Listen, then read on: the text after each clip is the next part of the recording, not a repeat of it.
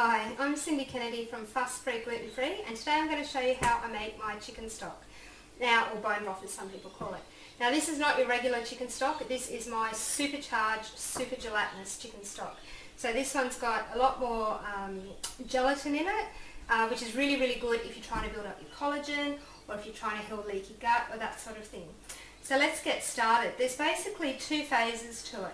The first phase, we start with the meat and we bring that to the boil, and then I tip it out, rinse it off and start again. And the reason that I do that is partly because I'm lazy, but because I find it's the best way to get all the impurities out. So you might have found, if you've made stock before, that when you put everything in together and bring it to the boil, you get lots and lots of that sort of foamy, scummy stuff on the top, and you have to keep scraping that off. Now that is a real pain to do when you've got heaps of veggies and floaty bits and all that kind of thing in there. So I find the easiest way is to put the meat in on its own, bring it up to the boil, tip it out, rinse it off, and then put it back in and start again with all the veg, and that way you don't get anywhere near as much of the scuzzy stuff on there. So let's get started. Now for the chicken, usually I use chicken necks, or I might use chicken frames. Today I'm using chicken wings because that is what was on special at the supermarket. So basically just whatever's cheap. If I've made a roast chicken, I'll keep the bones and I'll use that. But as I said, today we're using the wings. So really you want something that's got a lot of bone and a lot of cartilage in it, which is why I like the necks, but they can be a bit hard to get sometimes. And then my secret ingredient is this. This, my friends, is a pig's trotter, or sometimes they're called pork hocks, but usually the pork hocks have been smoked. So I get these from my butcher, and I actually order them in advance because usually if you go to your butcher and have a look and they've got the pig's trotters, they've usually been pickled or brined. So I order them in advance, and then he gives me a call the day that they come in, and I go and I usually buy about a dozen at a time, and then I just freeze them individually and take them out as I need them. So pop that in there. I'm just going to wash my hands.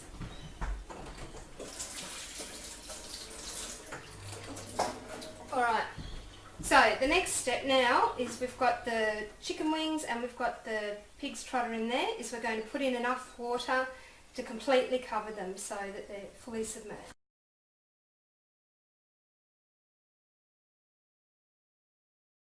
Completely submerged, and I always put cold water in first to give it that extra time to bring it all up to the boil together and bring all those impurities out. So we'll turn it on.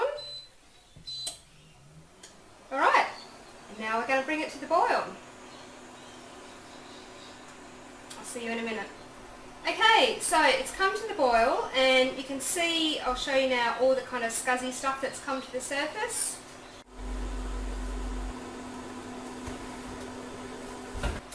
Okay, so what we're going to do now is turn this off, and then we're going to really carefully strain it over here into the sink, and then I'm just going to rinse the pieces off, rinse out the pan and put it all back in again.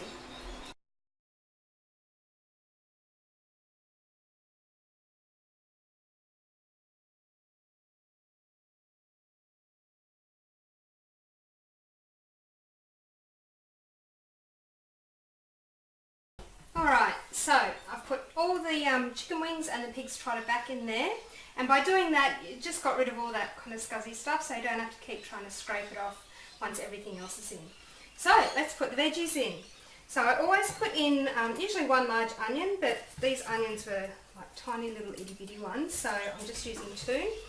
Now I just quarter them just because it increases their surface area so more of the flavour can come out. And as you can see, I leave the skins on, so it doesn't take long. One really big carrot, or again these weren't very big, so I've gone with two, and I just really roughly chop them. Again, don't bother peeling them. If I've got any broccoli stems in the fridge, chuck those in as well. A whole bulb of garlic, and I just cut that in half.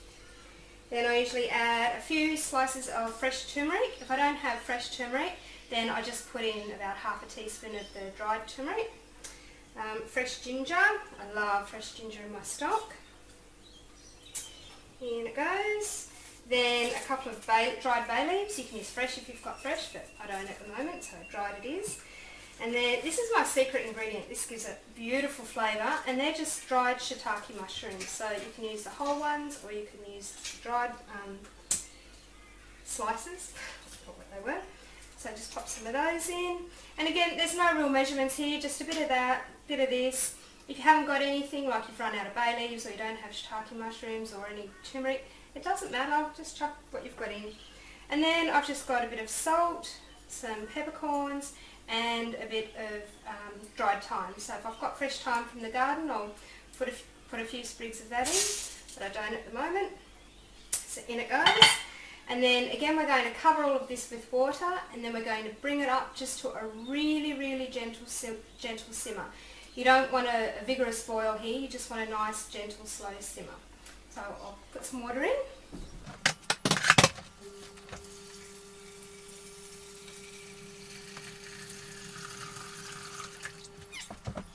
And once again, it's cold water, and you want to bring that up to the boil. So we'll turn this on. Okay, and now we'll leave that for a few minutes to come to the boil. Okay, so once we get it to this point here, where it's just starting to bubble, it's on like the lowest of low simmers.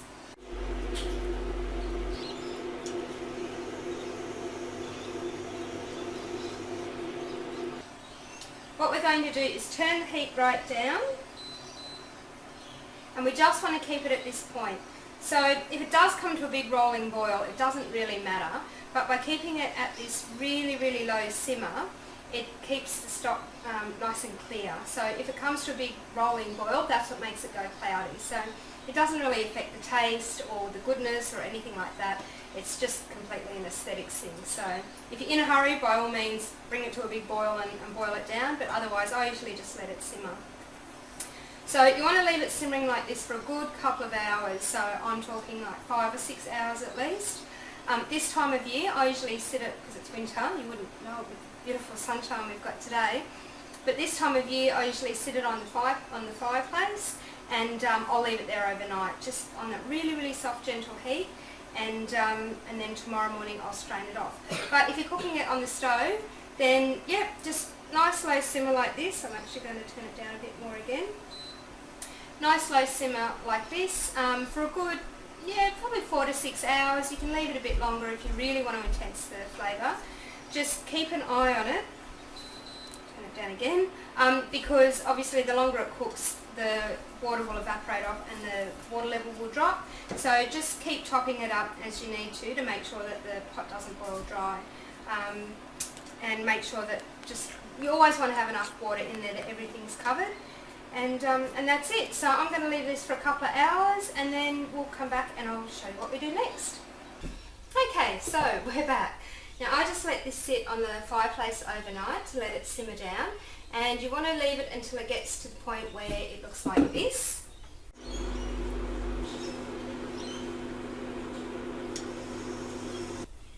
Okay, so as you can see, the levels dropped down a bit. I have admittedly put extra water in last night and a bit this morning as well, just so it didn't dry out.